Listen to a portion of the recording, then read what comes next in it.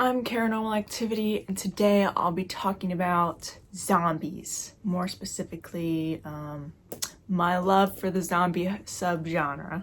This video is more so just gonna be me talking about my own personal history with the zombie subgenre and just kind of psychoanalyzing myself throughout it. So I definitely have a lot of opinions. I don't think anything like super controversial or anything, but I'm just letting you know it's an opinions-based video.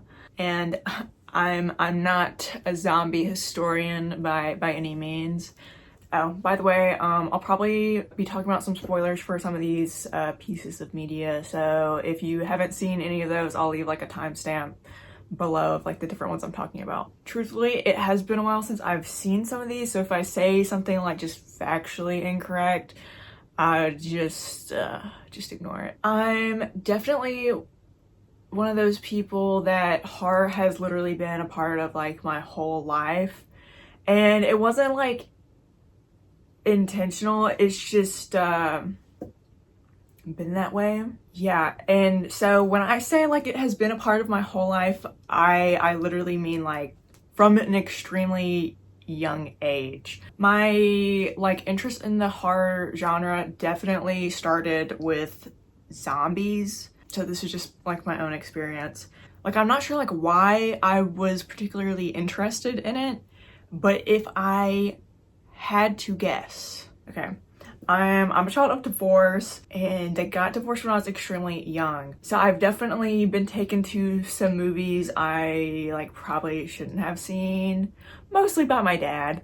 But I think what caused this was, I remember, was it like 2007? This whole video is just gonna be me like aging myself. But we had gone to the movie rental store and he picked up Cloverfield, which, I don't know, I'm like 6, and in hindsight, that is a horrific movie for a 6-year-old to see, because the whole point of it is like it's shot from like the camcorder or whatever. So I'm like, it looks like real from a 6-year-old perspective, as in like almost like found footage-esque. I particularly remember like walking in the living room and seeing what's her name? I think her name's like Marlena or something, where she had gotten attacked in the subway underground or whatever, and the military has come in and they've taken her, and I think, and there's like blood coming out of her eyes and all this shit,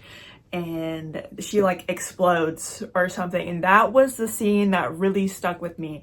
So, you know, I'm 6 and I'm crying, you know, because it looks like real life. But my dad had to sit me down and he was just like, you know, it's just movie magic, like it's not real.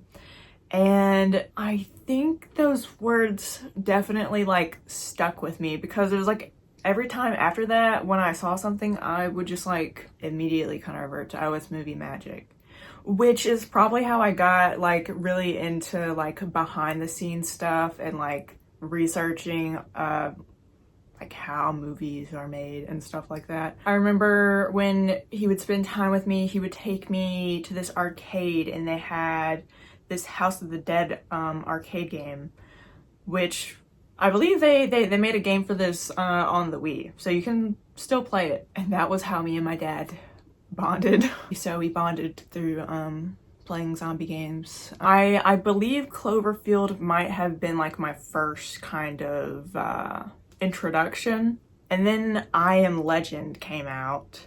I don't remember like the first time I saw it, but I do remember, like, you know when kids get really obsessed with a movie and they just like rewatch that movie and over again, and then like as a parent you're like, pick something else. That was me, but with I Am Legend. I think what interested me about I Am Legend specifically was like the emptiness of it and being alone in the world and just having freedom to an extent, because you know there's zombies out there. So I think that's particularly what drew me to I Am Legend. I know with children specifically, you know, like as an adult, I can be like, I'm very fascinated with the zombie subgenre because it explores themes of society, and there's like the found family trope. I'm an English minor, which is probably why I'm delving into this. But you know, like as a child, you're not super aware of those themes.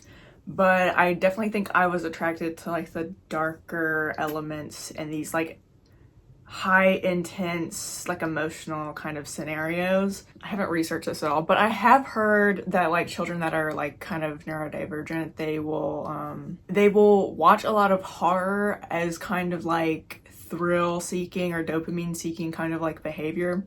So a lot of people that might have ADHD can be like really into like horror movies and whatnot. And I'm definitely of that caliber, so that's definitely true for me. But my interest in zombies was something I knew that wasn't like super age appropriate. This was like early 2000s, like mid kind of like 2010s, whatever. And there's like this huge boom in like the zombie subgenre, like stuff like Zombieland, Left 4 Dead, Walking Dead. And typically when you see like these large genre booms in society, like it typically represents like the current kind of societal fears. I haven't done like academic research on it, but if I had to guess, usually the answer is like always 9/11 around this time period. If you're also interested in horror as like societal impacts, you know, 9/11 influenced like torture porn or whatever, which is like the huge like Saw movies and why we saw like so many graphic stuff, whatever. So I feel like that's kind of similar in this case. I believe there was a couple of like diseases going around this time as well, because when I was watching the 28 Days Later, like the behind the scenes,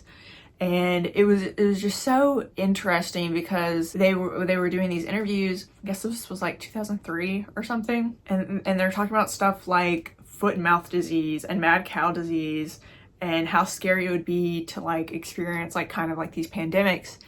And I'm just like, that's so crazy. It's like they don't even know like we went through like COVID and whatever. But you know, given this time with the like the big zombie boom, I remember our bookstore had like a small section dedicated to zombies. So I got this book as a kid. I remember I was in the 3rd grade when I got this book. It's basically about this young girl who, I think they live in New York, her and her dad. Her dad's kind of obsessed with zombies, and she has a crush on this guy, but she ends up like getting bit or whatever. But I particularly remember it because I'm like, oh my gosh, that's just like me. I also had a crush on this guy in my 3rd grade class. I'm like, oh my gosh, it's literally me. So that's how I remember. But the whole book is kind of illustrated in like this like a mixed media style. So even if it's not like an interesting read, it's definitely visually interesting to like flip through. This is so silly. You know, back in my day, you actually had to Photoshop stuff and you didn't have AI. So I got like this Photoshopped little zombie in the water. But I mean, it's kind of nasty. It's like meant to look gross. There's like this fake hair here. Even though I was young when I read it, I still feel like I enjoy it as a piece of media, like rereading it now that I'm older. But you know, given that I was young and I like around this time, like all the schools were really big into AR and accelerated reading. You know, we had our library and I'd be like, y'all got any zombie books? I think the only thing that they had was, what is it, like the Bailey Kids, like Zombies Don't Run Track. So I like went out and I got my own book. This is Pride and Prejudice in Zombies. Given I was young, I knew that it wasn't like super age appropriate. So, you know, we'd get like our little quiet reading time and I would just like I'd cover the face as I was like trying to read it or something, or I'd like put like paper like in front of the cover so like you couldn't like see like this gross looking face. And the teacher walk around and be like, what you reading? Pride and Prejudice. It's also got some little illustrations in here. So I also saw that movie when it came out, which, what was that, like 2015, 2016? Which apparently I got this book at Ollie's for $2. So I don't know why I like remember this so well, but I remember when I was a kid, I was like in kindergarten or something, because I think this was like 2008 or whatever. But it was late at night, my mom was asleep, and I'm watching the show A Thousand Ways to Die or whatever. I have great parents. I have great parents. I remember watching the show, and the commercial trailer for Zombieland came on. I don't know what was about it, but I was just like, I have to see this movie. So like the next morning when I woke up, I like told my mom about it, and I was just like, I begged my mom to let me see Zombieland, which thank God she took me. Thank God she took me to that. So I did see Zombieland in theaters.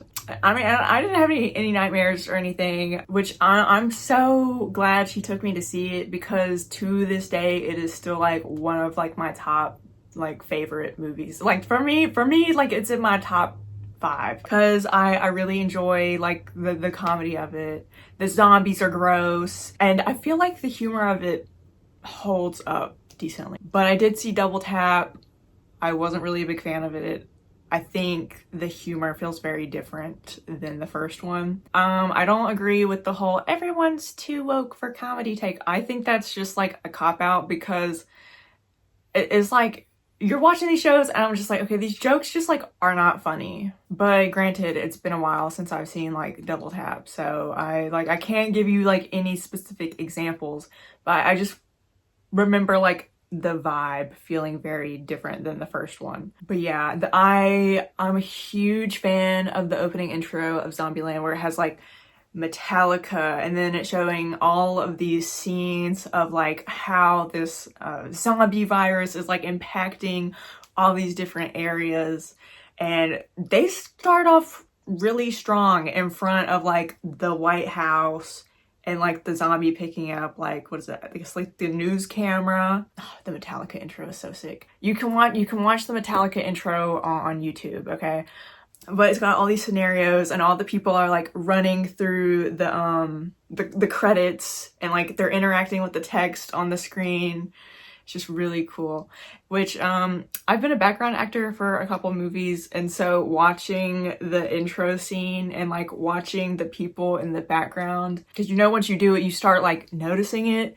And I don't know how many people in the intro are actually credited, but there is like a scene where these guys are running away from this stripper zombie, which I might put like a cropped image on the side, because I can't show that zombie, and particularly probably on here. Yeah, watching it, like looking at the background, and I wonder if these guys knew what they were going to be doing on set that day, or if they just got there and they were like, yeah, so okay, you guys are going to go in this group, and you guys will be in this group, okay, and you guys will be the strip club attendants, and you know, we're just going to give you this beer prop, and you know, don't worry about spilling it. But you know, just like you're gonna be running away from this stripper zombie, and you know, like look scared. And I wish I was a fly on the wall, you know. Which, by the way, there is a zombie stripper movie. I think it's on Amazon. I'm not sure though. I can't say that it's good or anything, but you can definitely watch it. Which, given that I have done background work, I would so love to be in a zombie movie and like get my makeup done as a zombie. Which my school did, I don't know if they would do like this like throwback where it was like educating on different eras or whatever, but they had like a thriller section, which for me, I loved Thriller by Michael Jackson, okay? That I think that was literally one of the first songs I downloaded on iTunes. I loved the music video. So when I found out that I was gonna be a zombie in my school's little performance, I was stoked. Before we did it, you know, we had to talk about our costumes. And you know, they're like, if you don't know what like how to dress, you know, just do like a ripped white t-shirt, you know, with some fake blood and whatever. I was the only one that didn't have like the white t-shirt and whatever, because I went to a thrift store and I found like this like women's military shirt, and I was dressed up as like some government person or whatever. So I had my own little zombie, like, I had my own little zombie OC. But, you know, this was like early 2000s, around like 2008. This was like around the time Left 4 Dead came out, and my brother was always big on like gaming. I don't particularly know like what drew me to it, like I said. I'm sure we were in like GameStop or something, and I remember seeing like the cover of the game. So I'm like, maybe as a child, it was like, maybe it's the uncanniness of zombies that I was really obsessed with. Because, you know, children can get really like interested in like really taboo subjects and whatever. And I think I might have just been attracted to the uncanniness of it. Like, something about it is human, but it's wrong. And I was definitely one of those kids where, you know, I had free reign internet access, so I would spend like all weekend and all like my free time just watching like videos on YouTube about paranormal, like ghosts caught on tape, real, and like zombie virus outbreak, and it was just like somebody on like bath salts or something. There was this particular YouTuber that had like their own supernatural ARG, which if you type on like ghost girl caught on tape, I'm sure they like might come up. But I was invested in this guy's like paranormal life about him being haunted by like this ghost girl. But in 2008, Left 4 Dead came out, and me and my brother picked out Left 4 Dead, and I'm sure our parents were just like, okay, well, don't come complain to me if you have nightmares. So that was it. I love Left 4 Dead. It's like, I definitely played as Zoe all the time for Left 4 Dead 1, but then Left 4 Dead 2 came out, and it particularly stuck with me because it takes place in the South, which is where I'm from.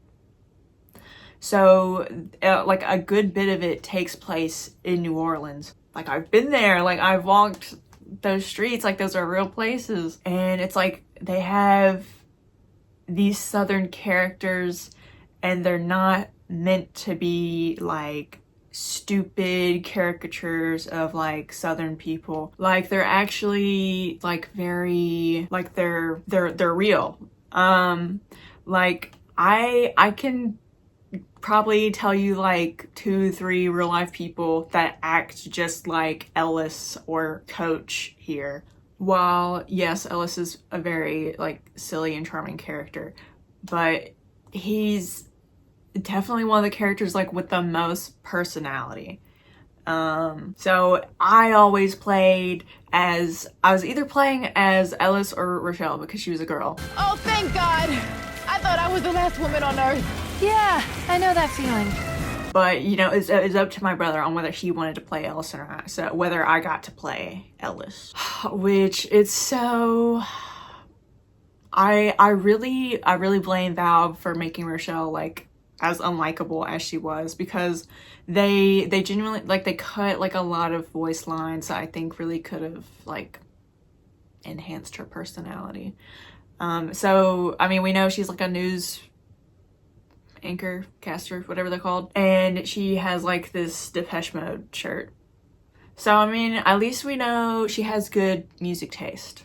You know, I'm not here to slander Rochelle. Okay, she's been slandered enough on the internet, and I blame Valve. They Valve slander Rochelle's name, which it just saddens me so much that Valve won't make like a third Left 4 Dead game, because like, I understand the whole joke is that they don't do threes. It just saddens me because I'm like, there's such a demand for a third game, because I believe literally like Left 4 Dead 2, like the servers have like about 15,000 players still.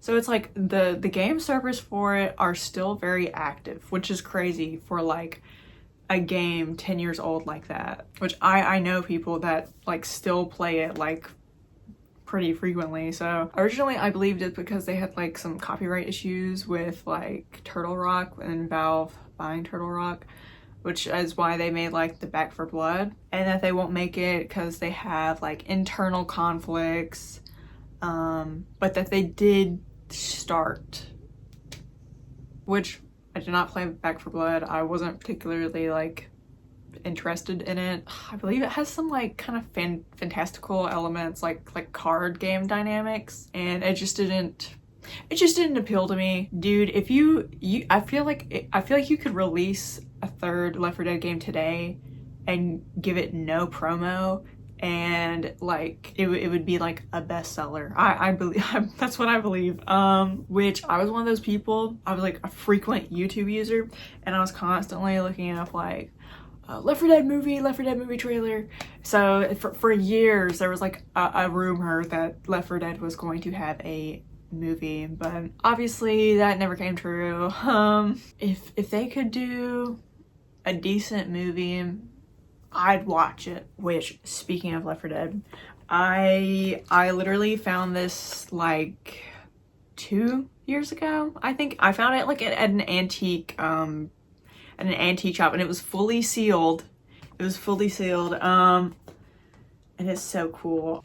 Let's see, it's got like the spread for Dark Carnival, which I think that's one of like my favorite levels. A hard campaign, but it's so cool with like ending on like the rock concert and like going through the tunnel of love. Like that's so nice. And there's like the hard rain poster, which, oh my gosh, it has literally been like that here like all summer. I feel like this is like the rainiest summer we've ever had. If you've played the campaign, it's like, okay, it's raining. I think like the first level is like going through like this town area, and then the last level is like completely flooded. That's what it has felt like here. That's what it's felt like here. It's even got like some of the comic in here, but I mean, I'm a graphic designer, so I think all this is cool. I'm like, it has all this texture and look at the text, and this particular I think is cool, like the game loading symbol, but I think it would have been cooler if you like flipped through it and it was animated.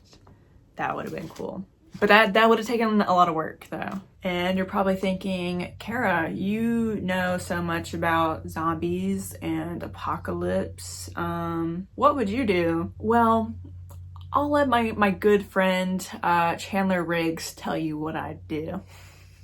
Carl obviously handles the zombie apocalypse very well. How would you handle it? Oh, I myself. Out. See ya. You know, I've seen 28 Days Later, so you know, I'm not sticking around to find out what's happening to me in the zombie apocalypse, okay? But yeah, on a serious note, if you know anything about New Orleans, Hurricane Katrina, and the Superdome, and like the horrific things that went on in there, it's horrific. And that's real life and not zombies. So yeah, personally, I'm not sticking it out. The things that went on there are probably scarier than any of the media I'm like probably talking about in this video. But there's a documentary I watched on it, and I think I couldn't even finish the documentary. It was so, I mean, it is very like some hard stuff to get into. But speaking of Chandler Riggs, it's time to talk about The Walking Dead. Which, honestly, this is probably going to be, like, the longest portion of this video. Which I have my Thai tea in a Walking Dead Turvis cup. So, okay, I looked that up. And the first episode of Walking Dead Season 3 aired in October 2012. Which sounds accurate to what I remember. I remember it was like a weekend and AMC was having this huge zombie marathon. So it had all these movies like, what is it, like Dawn of the Dead and all that. So I was watching all those, and so that was all for like the premiere of season 3 of The Walking Dead. So that episode was like my first introduction to The Walking Dead, and you know, we watched Talking Dead afterwards. So 2012, and I remember my mom, probably the next weekend, like a Friday or something, we went to the mall and we bought the DVDs for The Walking Dead season 1 and 2. That way we could catch up to season 3. If I was ever on a road trip, I had those DVDs with me, and I was watching The Walking Dead on those long road trips. And I know when a lot of people are rewatching The Walking Dead, they like stop after Glenn dies. You know, I know a lot of people love Glenn, but unfortunately, I am a big fan of Negan. I believe this was like when I was in middle school, and so when that episode aired of poor Glenn, I like immediately posted on my story afterwards, because you know, we had just gotten Instagram stories on Instagram, and I was like, guys, I think Negan's actually a pretty cool dude. Some rage baiter ass like statement or something. Like, I love Glenn, but I was really excited to finally get to see like Negan in the show. I remember going to school like the next day after that episode aired, and it was so depressing. The air in the school was like depressing. The way I would describe it is, if you went to school when Avengers Endgame came out, it felt like that. Like, everyone had saw like Avengers Endgames over the weekend, and like everyone was sad on Monday when they came back. I think I just have a thing for like these like dark, sarcastic characters that have like some sad backstory. You know, with like Negan and his wife Lucille. I don't know.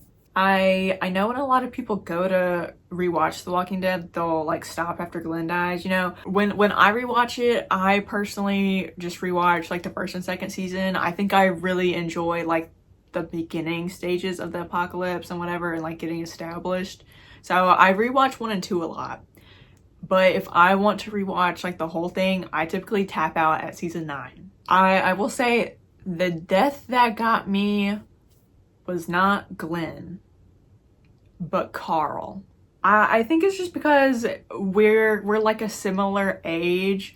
So, you know, I had been watching him grow up in the show, and I had a huge crush on Chandler Riggs, and they killed him.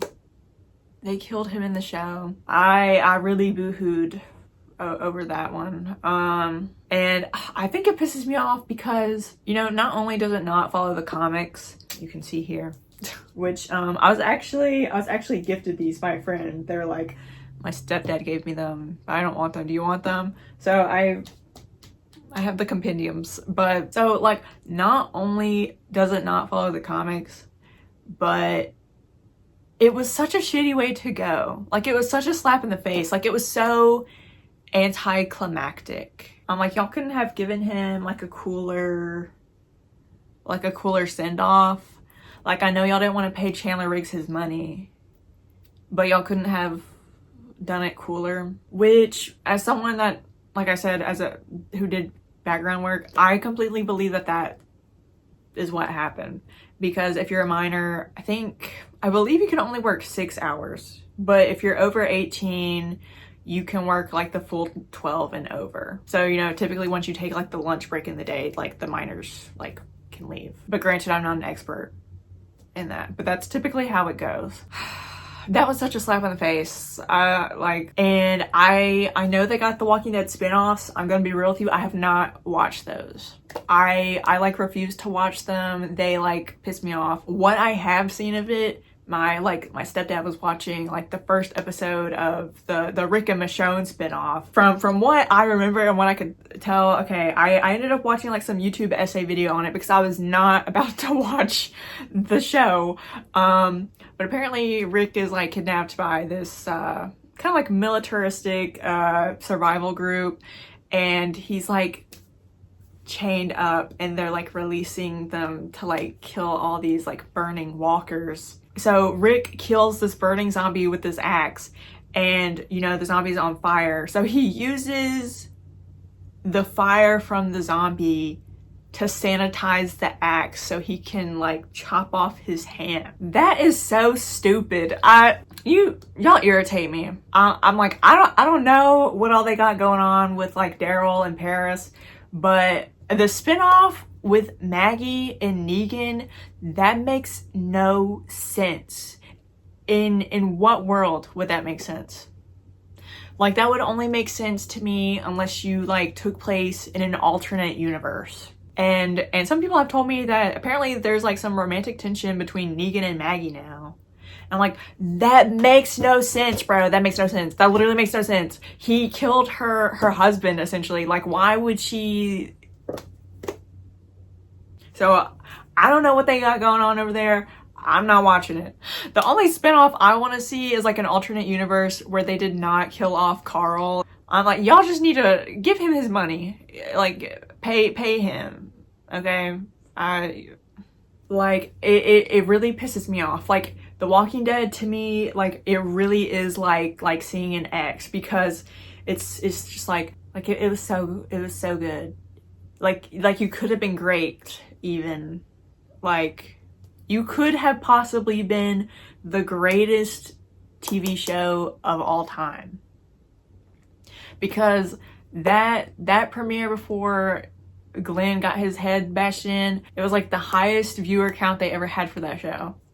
With like the hardest fall off ever. Pisses me off. Like, if you were around for The Walking Dead, like when it was airing on TV, it really was something to like experience it in real time. That's so sick and twisted, bro. Also, I have like niche lore with The Walking Dead, okay? Okay, this is gonna sound crazy when I say this. I'm convinced David Morrissey, who plays the governor, I'm pretty sure he taught me like ballroom dancing when I was like in 4th grade. Okay, let me explain, okay?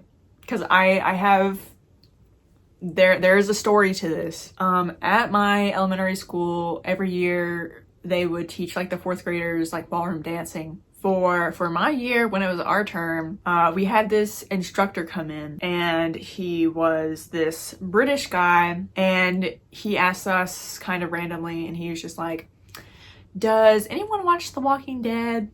And you know, we're all 4th graders, so I think it was literally just me and one other person that raised their hand. He was like, well, I'm gonna be in season 4 of The Walking Dead, so y'all look out for me. So what I can tell you is this was February 2013. The last episode of season 3 did not air until March 2013.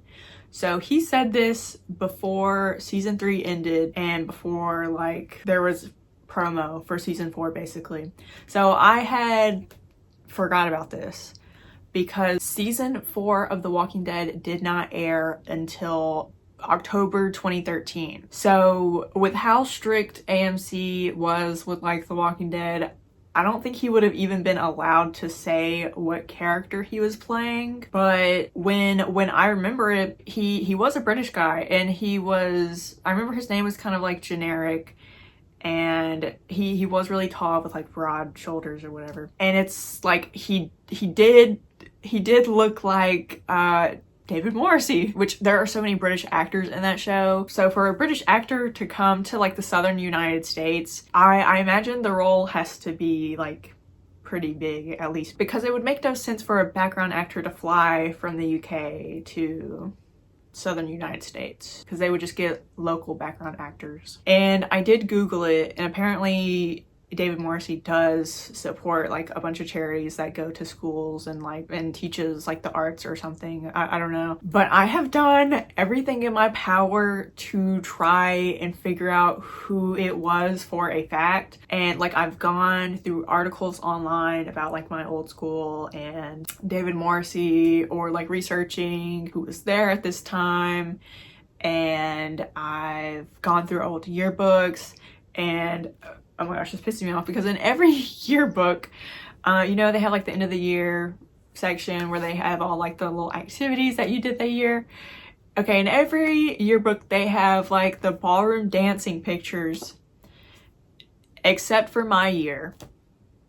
Except for the year that I was in the 4th grade and we did this. And you know, this was like 2013, so not everything was constantly being like posted about online and whatnot.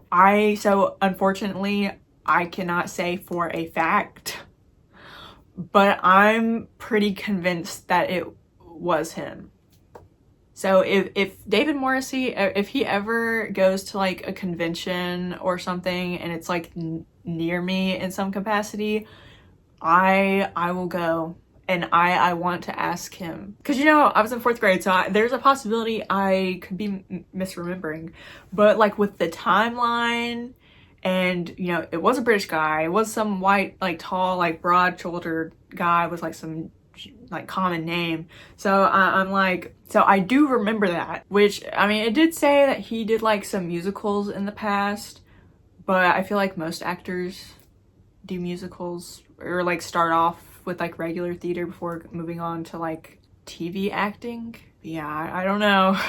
But I mean, yeah, I was definitely like a huge Walking Dead fan. I remember I was able to visit my friend in California for the first time, and she was like in LA. My mom asked me, she was like, oh, do you want to try and go to like Disneyland or Universal? So I specifically asked if we can go to Universal because they have the Walking Dead like walkthrough attraction. I don't think they have it anymore, but it was definitely cool like at the time. Which I saw on TikTok that like the Walking Dead museum in Georgia is closing. I'm a huge Walking Dead fan, and it has literally been a bucket list thing for me to like want to go to Georgia and do like a Walking Dead tour and like visit that like shop / museum. If I can go, I'm going to figure out how to go over there to Georgia. I'm going to figure out how to go over there to Georgia so I can go there, okay? Call it a senior trip or something. I was really wanting to go in like the fall so it wouldn't be so hot, but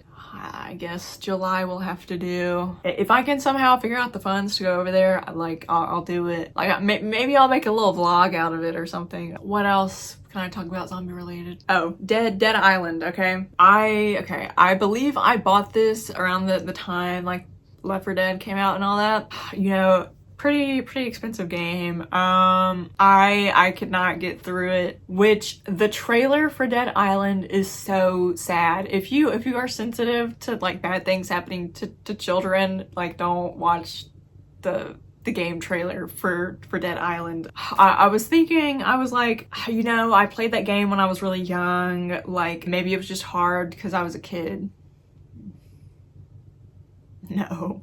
I replayed it like I think 2 years ago at this point, and that game was so hard. I was scared playing it. I think I played it for a good 4 hours, and I was like, I gotta lie down. Like I got a headache, my shoulders hurt from the stress of playing this game. I ain't touching it. That was a hard game and it was scary. But yeah, the trailer for it is so sad. All of like the trailers for these games are like super memorable for me. I guess it's because there's so much storytelling you have to do within such a short amount of time for these, because both like the Left 4 Dead and all that, but all of those intros like stick in my mind very, very vividly. The Last of Us. I feel like The Last of Us is more like a recent zombie media, which I loved season 1 of The Last of Us. It was so good, especially episode 3. I think it's called like Long Time. That episode had me boo-hooing. Like every episode of that season had me like crying, throwing up, sliding down a wall. So season 2 pisses me off so bad. Like you could make a petition and completely wipe season 2 from the face of this earth and it just never exists. I would sign it. Like I'd rather just have the first season and it just be known for being a really good show rather than have season 2. Or like sign a petition where you completely wipe the second season off and then you just redo it. You just redo it with justice. because I never played the games because I was like an Xbox person, but I did watch like some of the playthroughs before the show came out. First episode of season 2 where they kill off Joel, like, I understand that's what happens in the game, but I feel like that should not have been a first episode thing, because like the rest of the season they're like building up the emotions of like how tragic this loss was for Ellie, and they're having like the flashbacks.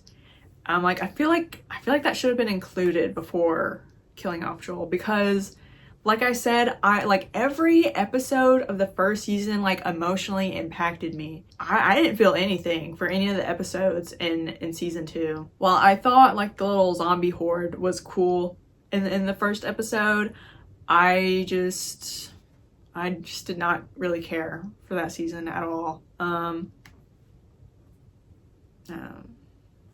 Which I don't know if I can find a screenshot of it on Google, but I was watching The Last of Us and I was like, oh my gosh, I had the same bedspread as Ellie when they make it to like the community.